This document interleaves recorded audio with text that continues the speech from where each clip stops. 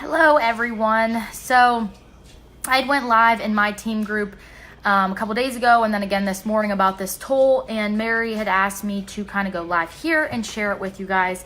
And as we know, Bo Short has shared this tool and this tip, but at the time whenever he shared it, I was not open to doing it. And maybe just because I feel like whenever there's suggestions or things to do, it's honestly really a matter of making them yourself. And then, sorry, I'm getting messages. And then, hey Sandy. And then, Rob Fowler kind of got a fire lit under my tush. And so I was like, you know what? I can make this me.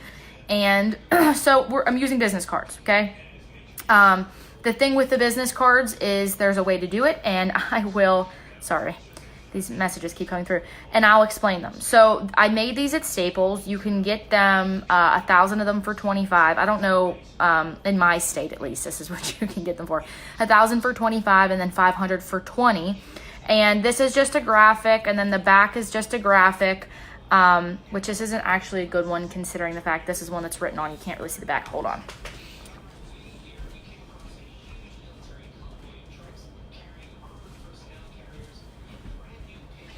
Okay, so here, so this is the back, right? Again, like these two visuals I got from Rob Fowler, but this is the thing that Bo Short, trains on. But it was a matter of me, like making it that it felt more comfortable to me, so to speak. So this is just an image. I add the wording. This is just an image. I added making people better, then number, name, and mobile. So what do you do with this, right? Well, I was in Chicago over the weekend for a regional, and so I thought no better time to put these to test whenever I go. And so Thursday I had them ordered, and I went and picked them up, and they weren't done. And the guy that was there, and I'm giving you this story so you can kind of see how I did this. The guy that was there was not the guy that was there whenever I was there earlier. And I said, okay, I'm here to pick up my business cards. And he said, the person who was supposed to do them never finished and they left for the day. And I said, oh, that's fine. I've been there, done that, different shifts. People don't finish their jobs. So I was really patient with him because I know stuff happens. And I waited. He was more than accommodating. He gave me a discount. And he kind of seemed like he was really flustered because the place was busy. And I thought, you know what, this guy is, I got this feeling like he's too... Not that people are not smart to work at Staples. Do not take it that way. But, I could tell, this wasn't his full-time job. So I said to him, I was like, is this your full-time job? And he said, no, it's my part-time job. I come here every night after work. And I said, oh, why do you do that? A, and B, what do you do? And he said, I work for Bayer, so Bayer Aspirin. And I was like, oh, that's great. Again, why are you coming here after work? And he said that my wife is pregnant with I can't remember, second or third child. I actually might have it written down. Third child. And I had started around the holidays for just extra Christmas money. And then I stuck with it because I saw that a difference it made in just the extra couple $100 for our family income. And I said, I know you just printed these for me. I said, and I turned it around and I said, put your name and number down. I'm gonna send you some information. You may be interested, you may not be interested, totally fine. Either way, that's great. But I said, I feel like because, if your wife is gonna be home with the babies, which he did mention that, you're trading time for money right now and you're taking away time from your family. But an extra $500 to $2,000 a month in a household could really change things, and it probably could get you away from this part-time job. So he gave me his information. My first encounter. My second encounter was on the airplane. Again, these are just examples because I know that people are going to say, well, how are you using them? What are you saying to people? And my second encounter was on the airplane on the way to Chicago. I sat down next to this guy, and I thought at first he was super unfriendly. Being judgmental is, I guess, the most horrible thing to ever do, and that didn't even make sense what I just said. So I sat down, and because I smile at everybody, he didn't smile back, and I'm like, okay, maybe he just doesn't want to chat, and I'm chatty Cathy. So I sat down, and I didn't say anything to him for the first 10 to 15 minutes, and all of a sudden he's like, so what do you do? Why are you, where are you from, and why are you in Pittsburgh? And I'm like, well, I'm from here. And so he said, well, why are you going to Chicago? And I said, for business. And mind you, the entire flight, I kept it so kept it so like low key. Like I did not give him a ton of information because I have found that when you just leave a trail of crumbs, it's so much more attractive because you're not trying to prospect somebody hardcore. You don't want to be that person. It's gross, really.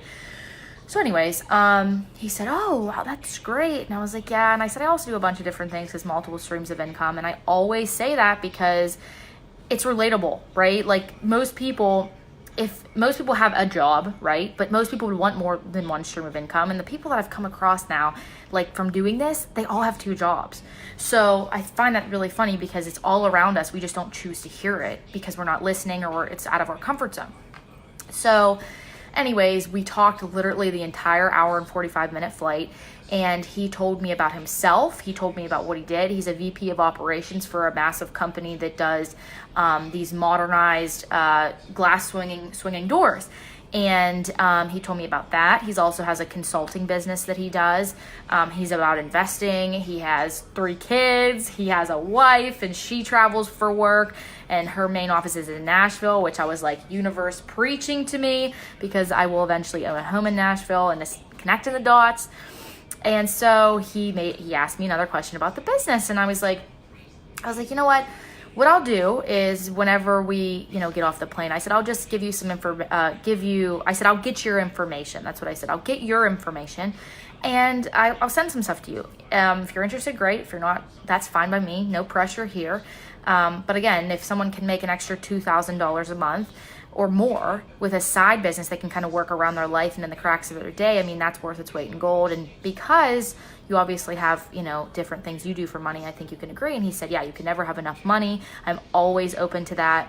And then he proceeded to tell me that he's like very stagnant in his job because he doesn't feel like there's really anywhere to go with it. He doesn't want to move. And in his industry, he would have to move. And he also said that a lot of people are negative, and he's like, I'm about positivity and law of attraction. And I'm like, my dude, I was like, you really just need to get this information because I really feel like you'd be a good fit here. And so that was another one. There was multiple other ones that happened while I was in Chicago, and they continue to happen. So this card will work leaps and bounds, but you have to actually do it, right? Go get these made. Again, I feel so silly saying it because I know Bo Short knows what he's talking about being number 36 in the industry in income. Okay. I know what he does works, but it wasn't speaking to me at the moment because I was like, that's not something that I would do. I wouldn't go up to someone and ask them, all the respect to Bo, but I wouldn't ask them where the airport is. And I wouldn't ask them just random questions because I feel like if I can go up to someone, even a waiter, that was another example, and ask them if they do that full time, and then ask them, like he had an accent. So I asked him where he was from. And then he also said that he has a part-time job. Bingo. That made it warm for us because now he's exchanging information with me that he wouldn't have been doing prior if I would have said, do you know where the airport is when I'm in a restaurant or whatever?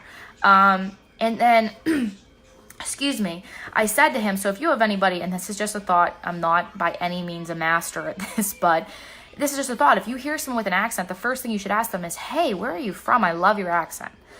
That opens a door, right? So when I asked him, oh my gosh, where are you from? Because he didn't sound like he was from Mexico. He didn't have the accent that I thought he would have. And he said, I'm from Mexico City. And I said, oh my gosh, my business is there. That opened up that door. And then I proceeded to say to him, you clearly are a hard worker because I can see that you've been hustling all night. And, you could start this side gig and you could really build this from your backyard and even then branch into Mexico City. And you just said you want to move back there once your kids graduate, and you could do that with this. And he wrote his number and name down faster than I've ever seen anybody do it. So again, just a tip, just a trick when I do